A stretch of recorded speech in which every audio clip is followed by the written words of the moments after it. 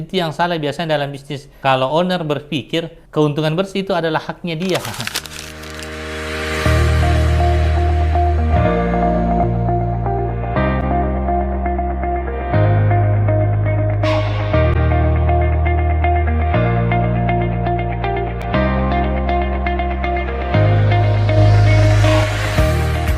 Makanya ini harus dipahami, dari keuntungan bersih itu ada harusnya namanya laba ditahan. Jadi tidak semua itu keuntungan langsung diambil sama owner. Itu yang salah biasanya dalam bisnis. Kalau owner berpikir keuntungan bersih itu adalah haknya dia. Kalau bisnis sendiri ya.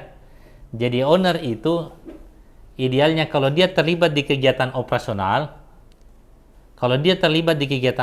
memang langsung ada bagian yang dia jalankan, dia bisa dapat gaji, ya kan? Tapi kalau dia cuma sebagai investor dan mempekerjakan orang dan tidak terlibat di situ, hanya cuma ngatur saja kan, tidak terlibat di kegiatan operasional, cuma kegiatan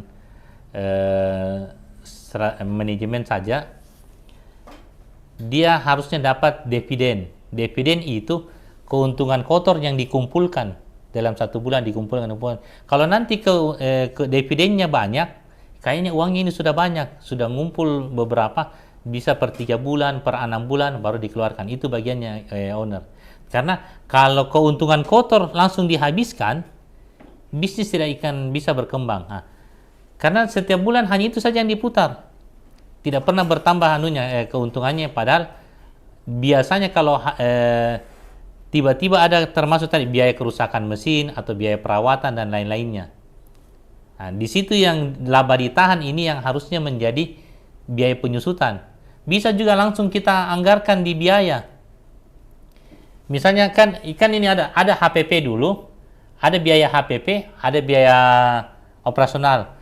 Itu biaya penyusutan. Kalau dikumpul terus itu, suatu saat nanti ada yang rusak, langsung bisa ganti mesin. Itu pertama. Pertama untuk perbaikan. Kalau memang nanti tidak cukup, nanti akan memotong di keuntungan.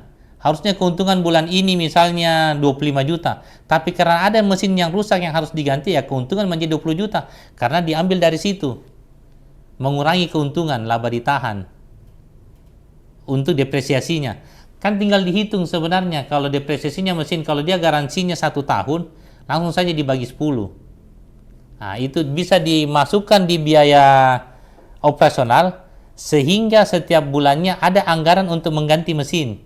Tapi kalau kita tidak masukkan di biaya operasional, suatu saat bisa saja keuntungan besar setiap bulannya, tapi pas ada kerusakan langsung tiba-tiba kecil. Karena memang kita tidak anggarkan. Dan sama saja nanti hitungannya. Kalau tidak pernah kita anggarkan, keuntungan selalu besar, tiba-tiba kecil waktu ada kerusakan atau harus mengganti.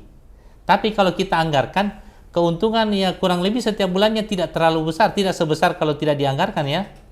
Nah, tapi begitu ada masalah, ada biaya saving untuk mengganti mesin. Nah, itu dia maksudnya di depresiasinya. Usaha yang baru buka, idealnya dia 2 pegawainya. Jangan sampai 1 pegawai. Kalau baru buka, minimal dia 2 pegawainya. Nah, itu anggaran, namanya anggaran gaji pegawai ya. Makanya di biaya operasional kita budgeting, namanya anggarannya 5 juta. Bagaimana bisa dapat 5 juta untuk 2 orang pegawai itu? Ya berarti ada dulu gaji pokoknya, setelah itu ada bonus-bonusnya. Nah, ini cara sistem penggajiannya. Kalau dia bekerja maksimal, bisa dapat 2,5 juta. Tapi biasanya sih 3 juta dengan 2 juta. Ada leadernya 1, ada yang timnya 1. Yang kalau seandainya omsetnya lebih tinggi, itu bisa lagi di atas itu. Itu kan. Nah, tapi sistem penggajiannya itu ada hitung gaji pokok, setelah itu ada bonus. Gaji pokok itu biasanya rendah, sekitar 500.000 sampai 1 juta gaji pokoknya. Bonusnya ini yang tinggi, yang berdasarkan ada produktivitas dan kinerja. Dia bisa berdasarkan produksi dan kinerja. Produktivitas itu apa yang dia hasilkan, kinerja itu apa yang dia kerjakan. Saya kasih contoh misalnya ya, kalau untuk yang dia kinerjanya ini apa yang dia kerjakan, ada bonus namanya bonus uang makan. Bonus uang makan ini nanti dia dapatkan, kalau pegawai tidak terlambat. Sehingga pegawai sungguh-sungguh bekerja. Nah, biasanya kita hitung 15.000 per hari. Jadi pegawai juga sungguh-sungguh tidak mau terlambat. Kapan dia terlambat 1 menit saja atau 1 detik saja sesuai dengan kesepakatan, tidak cair ruang makannya. Akhirnya pegawai tidak mau terlambat kan. Nah, terus yang kedua, kalau 1 bulan kan bisa total, kalau terlambat terus hilang 450.000. Nah, terus yang kedua ada namanya bonus kehadiran. Kalau dia hadir terus di hari kerja selama 30 hari, selama 30 hari dikurangi 4 hari hari libur. Jadi kalau dia hadir terus di hari kerja dapat bonus 300.000. Kapan 1 hari dia tidak hadir, itu hilang bonusnya. Jadi bukan gara-gara 1 hari tidak hadir dipotong 300.000, jangan bahasakan seperti itu. Tapi karena dia tidak full hadirnya di hari kerja, tidak dapat bonus 300.000. Nah, itu seperti itu. Ada juga namanya bonus on time. Kalau 1 bulan tidak terlambat, ditambah lagi gajinya. Nah, itu semuanya, atau hari Minggu. Kalau hari libur atau hari Minggu dia masuk kerja, ada lagi bonusnya. Jadi kalau dia tidak masuk memang tidak apa-apa, memang haknya untuk libur. Tapi kalau dia masuk ada lagi bonusnya. Nah, semua ini namanya bonus kinerja. Kalau bonus produktivitas, apa yang dia hasilkan?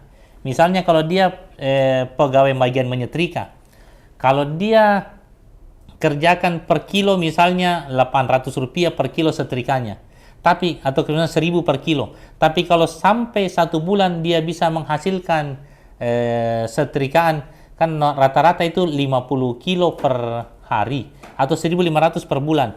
Kalau 1 bulan setrikaannya capai 1.500, ada tambahannya lagi. Selain 1.000 per kilo tadi, ada tambahannya 200.000. Jadi pegawai juga tidak mau biar kerja sedikit, kerja banyak, tidak ada masalah.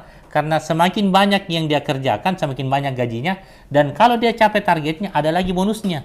Jadi bonus itu ada yang karena dia bekerja, ada yang karena yang dia kerjakan, ada yang dia hasilkan.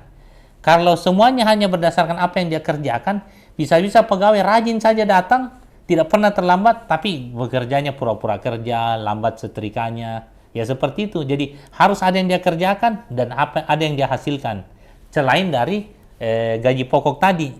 Kalau misalnya dia bagian kasir misalnya, KPI-nya itu bukan beda dengan bagian menyetrika. Kalau kasir itu berapa banyak orderan kiloan yang bisa dia rubah menjadi satuan. Misalnya dia tanyakan, Bu, ada customer datang, dihitung dulu pakaiannya. Setelah dihitung, dia bilang, Pak, ini kayaknya pakaiannya pakaian mahal, pakaian bagus. Sayang kalau dicuci kiloan. Mending dicuci satuan, Pak, biar dia nanti tidak kelunturan dan lain. Kalau dia rubah menjadi satuan, itu menambah omset orderan, tapi tidak mengurangi berat dari timbangan. Akhirnya kiloannya dapat, satuannya juga bertambah omsetnya. Tapi bukan semata-mata karena supaya omset kita meningkat, tapi memang ini untuk kebaikannya konsumen. Makanya kita sampaikan, Pak, ini sayang loh kalau nanti baju putihnya begini. Pak, ini sayang loh kalau baju batiknya dicampur sini, nanti yang lain keluntiran. Pak, ini sayang loh kalau banyak payet-payetnya nanti rusak atau bagaimana. Akhirnya ada berapa banyak kiloan yang dirubah menjadi satuan dan menaikkan omset. Nah, ini menjadi KPI-nya untuk menambah bonusnya kasir. Nah, ini semuanya nanti cara perhitungan. Kalau dia maksimal hitungannya, maksimal kerjanya, kasir bisa dapat 3 juta, bagian pricing bisa dapat 2 juta. Nah, berarti anggarannya 5 juta.